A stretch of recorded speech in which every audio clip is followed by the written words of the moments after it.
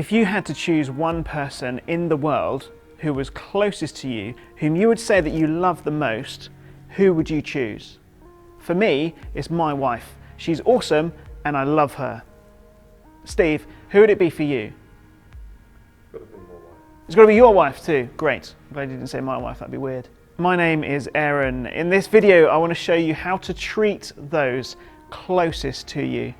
And if you need a little bit of help with that, then please do like this video and subscribe to our channel. And please do include stuff in the comment section below because we'd love to hear from you. Let's have a look at 1 Thessalonians chapter 2, verse 13.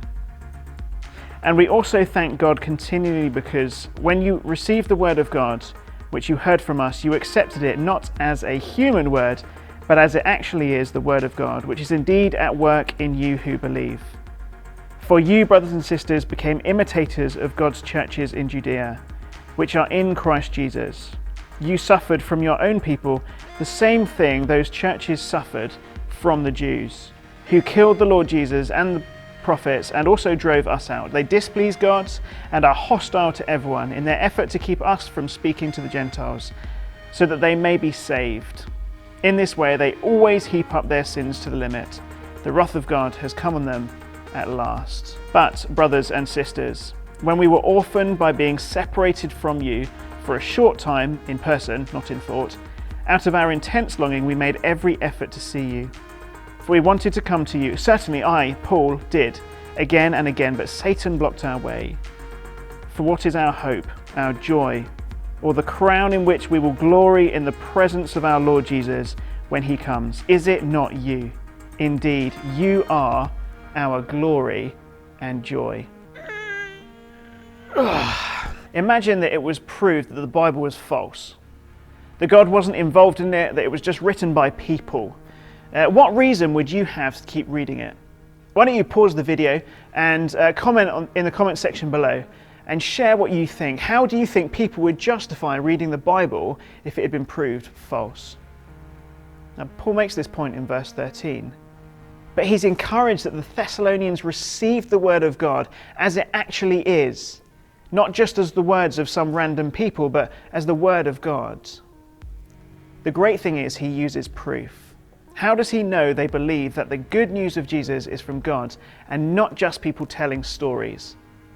By what they've done. He goes on to explain what happened in the next few verses. We know that because he starts verse 14 with the word for, which just means because. So have a read of the next few verses and see if you can spot what the evidence is that they believed that the good news of Jesus was from God. It was facing suffering and standing strong. That was proof for Paul that those guys believed. Which brings us to our first application.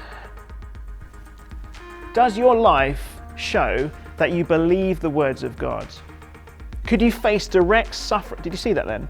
Boo! There's a bit of spit that just went out. I'm so glad I'm so far away from the camera. Sorry, Steve, I spat. Does your life show that you believe the words of God?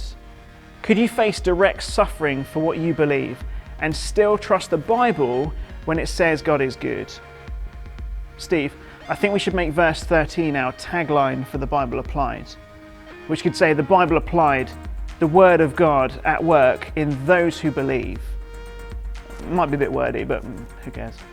In the next verses, people accuse Paul of being anti-Jewish. It's such a load of rubbish. He thought that some Jews were being idiots. It doesn't make him anti-Semitic. I can think that my black friend is an idiot. It doesn't make me hate all black people, and it doesn't mean that I'm a racist. It just means that my friend isn't being an idiot. What Paul means by the wrath of God has come on them at last is likely speaking about a massive famine that happened. Anyway, moving swiftly on, Paul explains why he hasn't seen them in ages. Question: what does that mean by Satan blocked our way? If I made an amazing piece of artwork, I'd be the artist of that artwork. If I made 500 pieces of artwork, which I definitely can't do, I would be the artist of all of that artwork. Satan is the artist of times and situations that stop the good news of Jesus spreading. And then verse 19 and verse 20 comes along and it blows my mind. For what is our hope, our joy, or the crown in which we will glory in the presence of the Lord Jesus when he comes? Is it not you? Indeed, you are our glory and joy. Can you remember a piece of work that you were really proud of? I had a model aeroplane hanging from my ceiling in my bedroom, and every time I looked at it, I felt a sense of achievement and happiness, partly because I hated every moment of building it. But when it was done, I got a great sense of achievement from it. Have you ever had an art project or something you have made, which when you look back on it, it gives you joy? See, that's what Paul is saying about this church, about this group of people who believed. Whenever he looked back at what they had gone through and how they were standing strong against opposition, he felt a great sense of joy. But the better thing is that they weren't just projects. He genuinely loved them. Application. Can you say this about anyone? If I were to ask you who your joy and crown is, who would you say? Parents, children, friends, classmates, colleagues, who would you say? And if you drew a blank and said no one, then maybe have a think about who you could invest in on a spiritual level. Who could you teach to live like Jesus? Who could you build up or help them start that journey? Remember, they're not projects, they're people. So love them enough to share Jesus Christ with them. That'd be a great thing for you to do this week. Why don't you see if you can start that journey with someone else, or see if you can find someone who'll start that journey with you. What an amazing thing to do. I cannot wait to see what this next part of 1 Thessalonians has got. I will see you in the next video. Yes, it's bad that I really need a wee. Ooh. No, that's huge. Another Steve's challenge. Okay. Steve challenge. Okay, let's see what we've got for today. Oh man. Okay. Hold the plank for as long as possible. Now, hold the plank for as long as you can.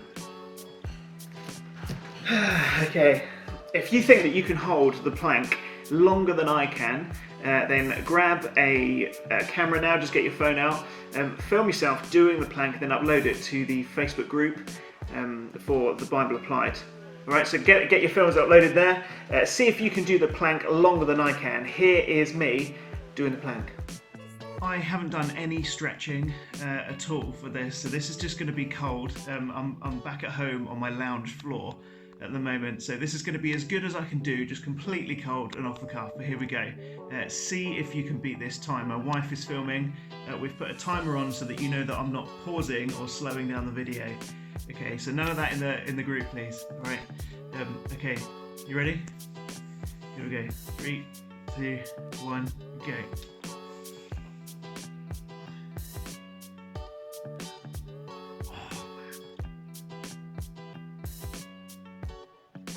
Tense on my stomach.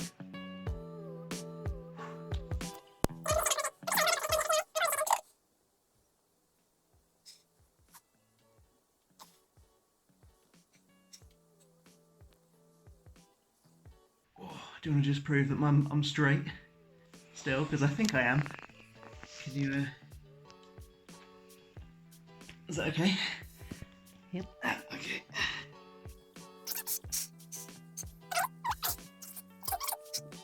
I'm too old for this.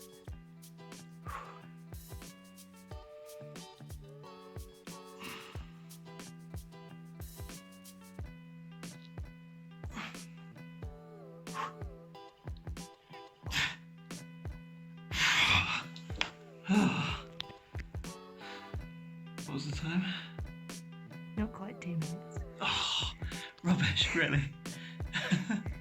Well, there we go, that's me doing the plank. So if you think that you can do better than that, why don't you take a video of yourself doing it, see if you can time yourself. If you think you can do longer, then why don't you head over to the Facebook group, the Bible Applied, and see if you can upload your video there. See if you can hold the record for the Steve's challenge of hold the plank for as long as you can. I will see you in the next video.